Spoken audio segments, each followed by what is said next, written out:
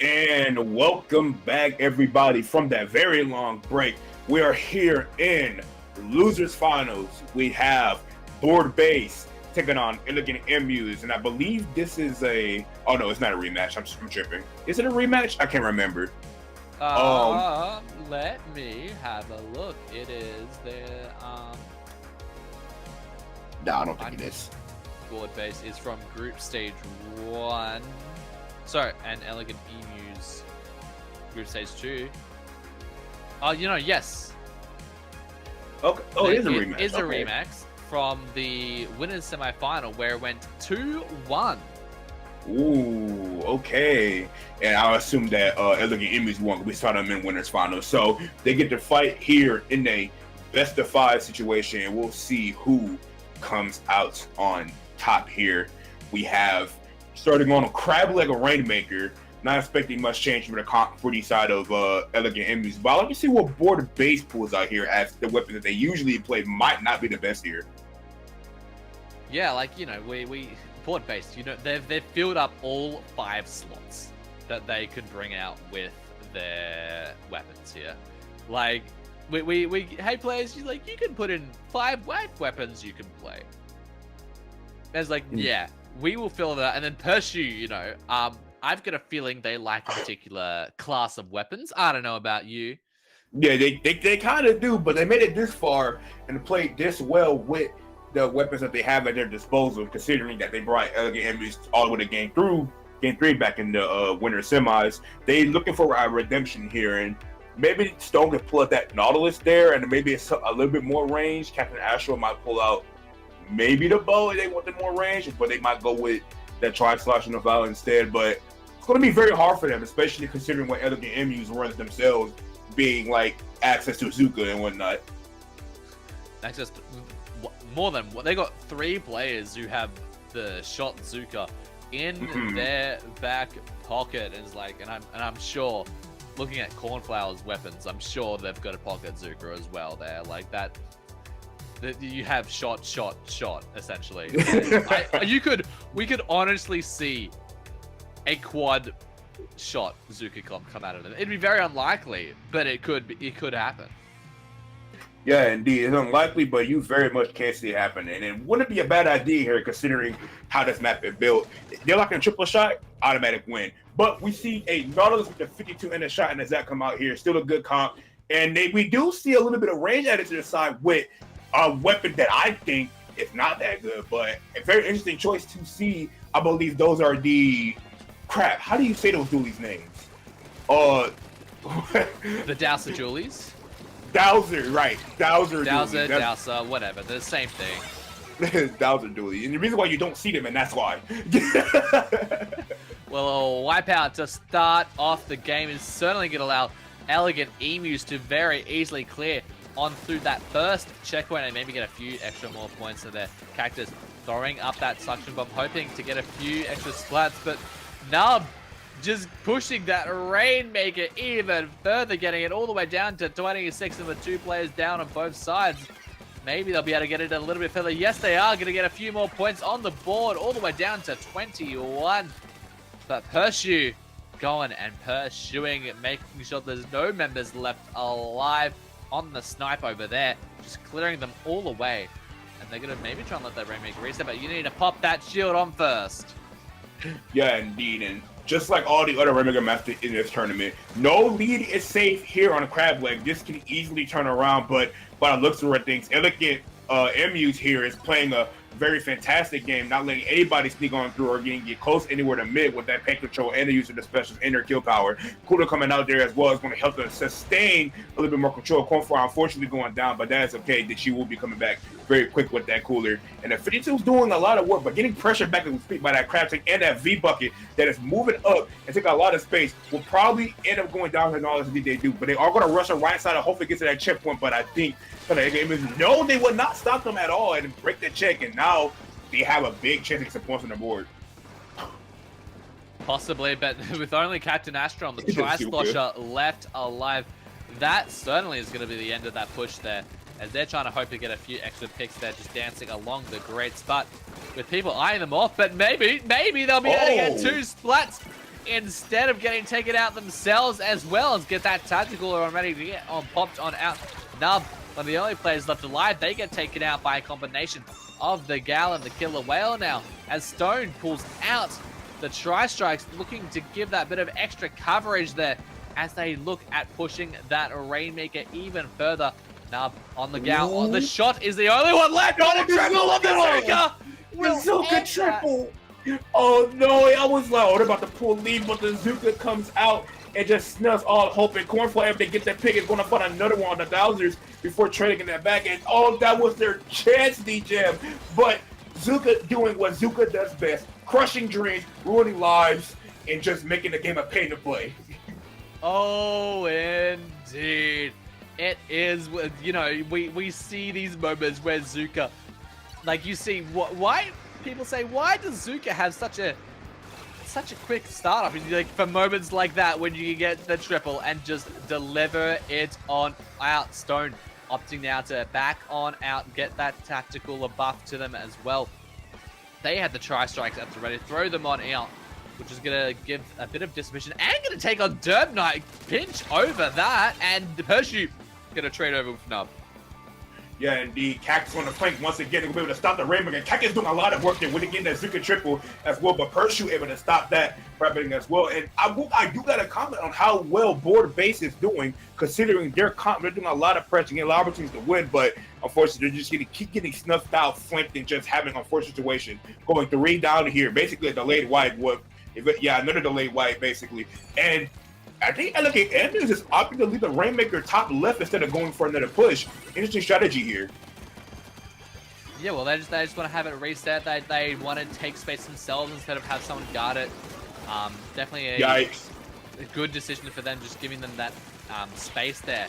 And now, Cactus looking and tensing around that Fizzy, but now Pokier looking at maybe trying to do something. They have to go down because of the Killer Whale with only 40 seconds left now onto the clock. Ward base, they've got a bit of a road to get ahead of them if they want to see them. They see Nub over there. Are they going to be able to take them out? No, they are not. A bit of a neutral field to get happy up. But Derp Knight here on the Nautilus. Just going to look at just placing the members of board base, keep themselves alive. They see Ink come out them, but able to call that out nicely. Cornflower take them on home. And now 10 seconds remaining, looking to get the paint going. Make sure that they have control, but can board base take it? Can they force an overtime? They pick it up, they get taken out, and that's going to make sure that no overtime starts in this game.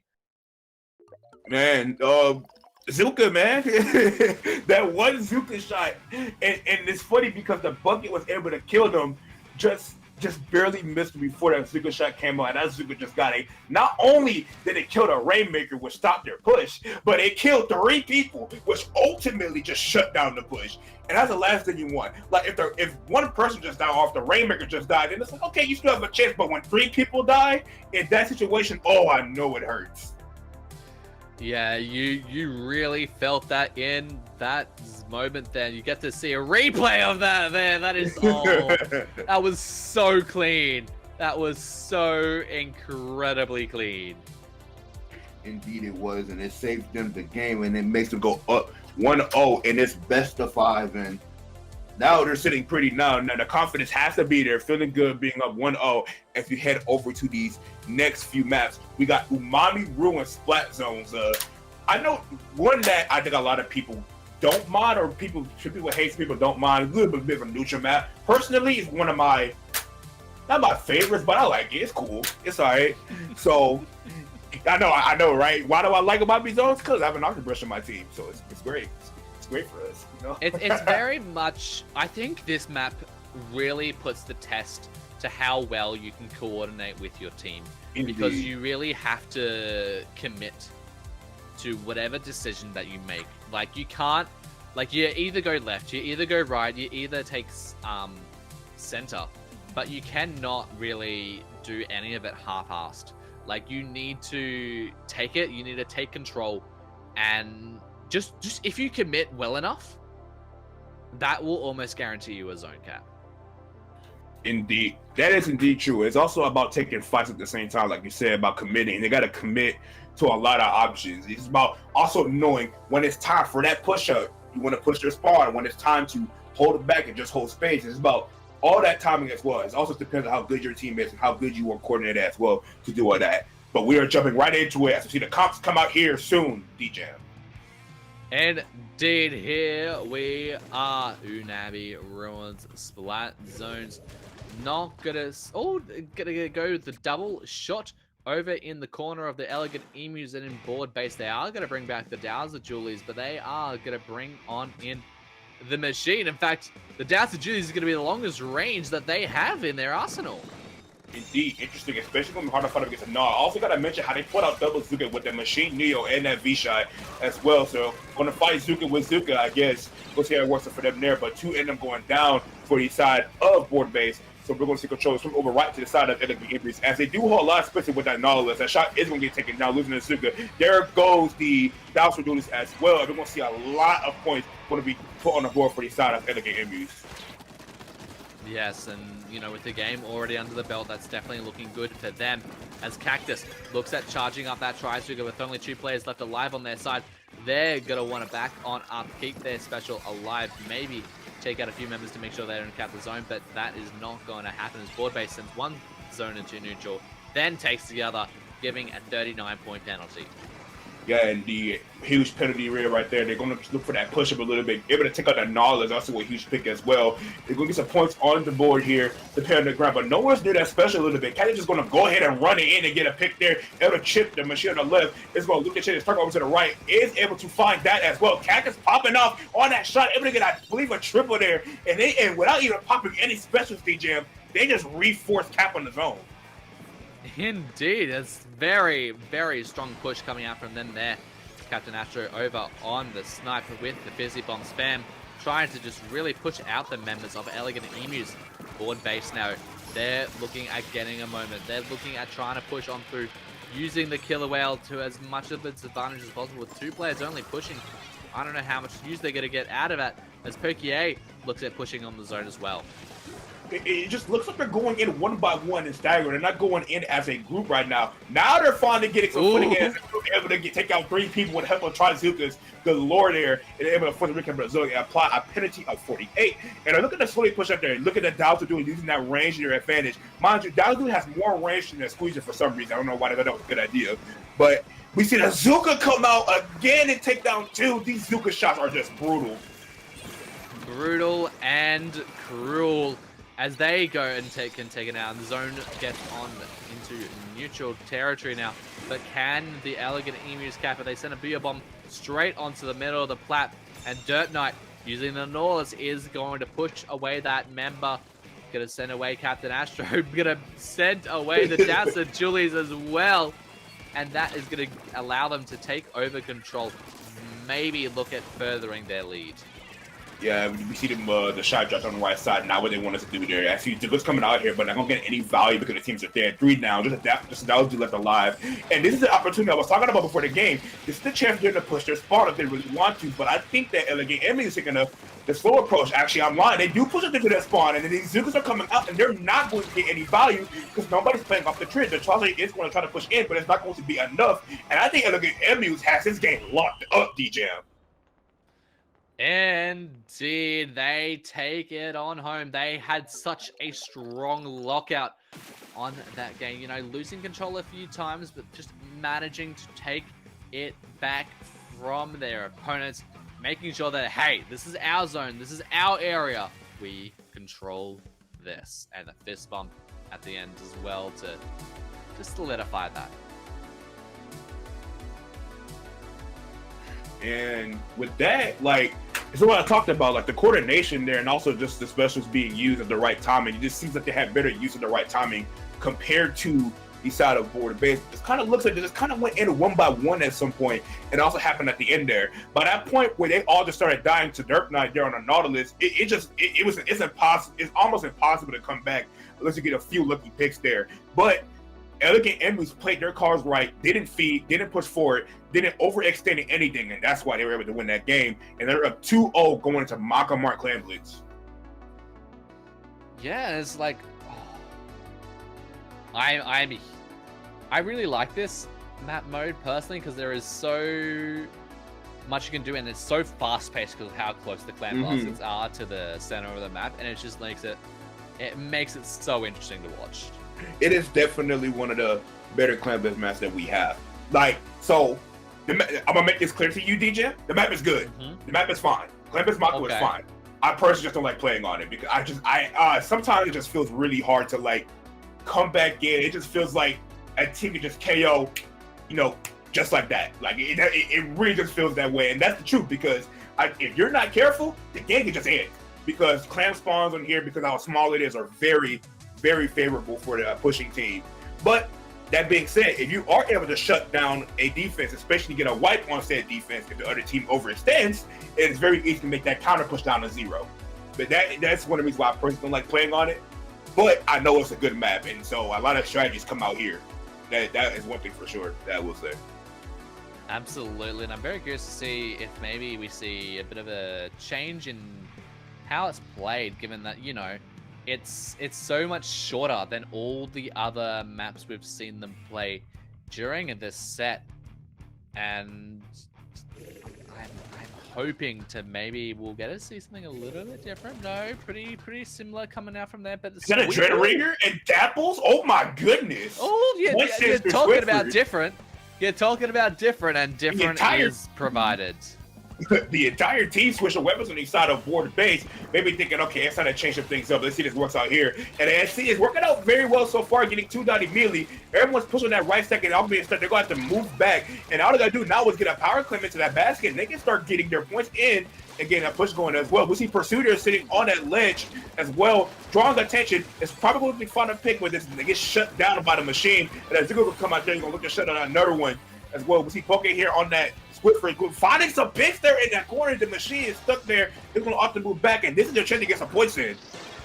But it took them so long to get those clams going. That is true. We talk about clam economy here, and it's just like they could have got a push going so much earlier, but now they have the opportunity. But can they get enough clams in to make a decent enough lead with all the momentum they've had going up into this first minute?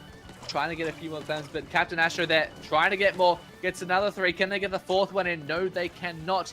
But other members follow it up on there, getting board base all the way down to 50 points remaining. Yeah, indeed. A little bit of overextension by that Dreadringer on the right side when they were pushing, and ultimately let them come back in very easily because of that. Should have been like the Tri-Slosh or the Dapples on that right side kind of did. We see the Zukas coming out here as well, but that Rizzo coming in the middle of the zone gets canceled out. Now, a great situation going on. Cactus does the power clamp at the radio, help with that Zuka. Power goes to drop his power clamp and then pop his Zuka. Gets a kill with the suction bomb. I think Cactus is going to move in with this whip up and get points on the board himself, but we'll go down to the Tri-Slosh of Captain Astro. Indeed, basket gets broken, but can they follow it up with anything else? Nub trying to get it, keeps the basket timer up for a little bit longer. Power Clam is ready, but can they get it in? No, they're too far from the basket, and they're going to get shut on down. Yeah, indeed. They unfortunately was not close enough. Could have just kept that power clamp back, and instead of just, I don't know, pushing in and just losing numbers, they instead went in and just fed a little bit. They could have just kept themselves alive and put up a stronger hold and get just a better push. Now I'm going to give you a situation right here. We're still after ready for this Dreadringer. 2 reslider. I forgot to mention double reslider coming out for board base between that Dapples and the Dreadringer, and they both go down, unfortunately. So now they're stuck in the mid here. That Swiffer has to move back, and we're going to see Elegant Emus start pushing here. And half the game left to go. We're going to see that pushing here with this wheel bomb. Yep, throwing that Booyah Bomb all the way across the map. Now Elegant Emu is looking at breaking that basket, getting a few more points. They want the lead back into their favor. You can see board base there. They're holding 2 power clams over there in their back left-hand corner. Spone pushing further, looking at trying to take out the members of Elegant Emu. Maybe do something with the reslider, but no, nothing's going to come out of that.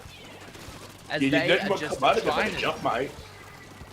The jump might, but no jump is there. They're just trying to go through. Captain Astro nearly getting there, but gets taken on out.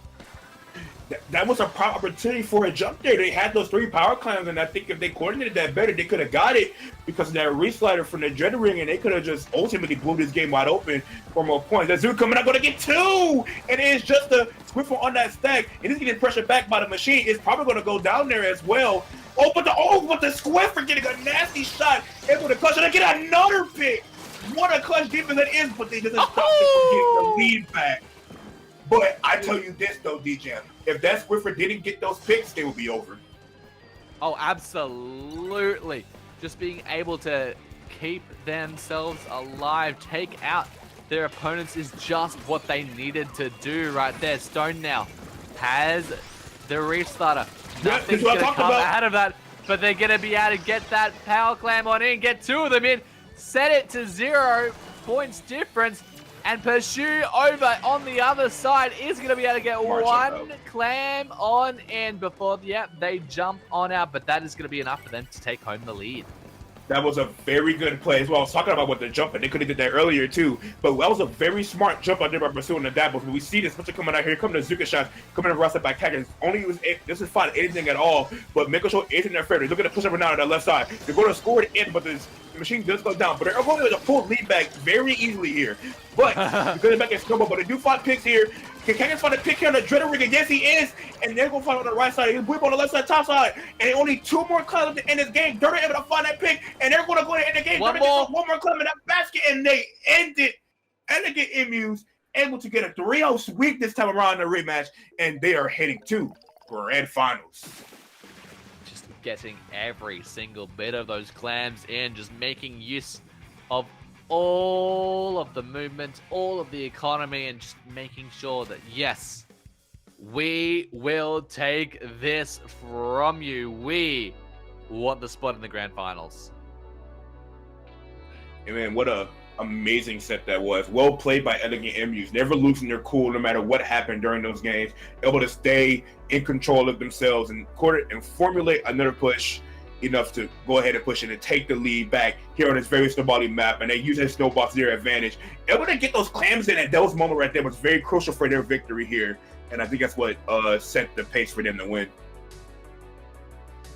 Yeah, absolutely. Such a great showcase from, both those teams, but Elegant Emus just had the aggression, just had the clams, just had enough to take home that game. Indeed. But we will be going to grand finals now. We will see Chewed Carrots going up against Elegant Emus in a rematch of that winners finals. Indeed. So don't go anywhere. The grand finals of the Creator Clash is just right around the corner.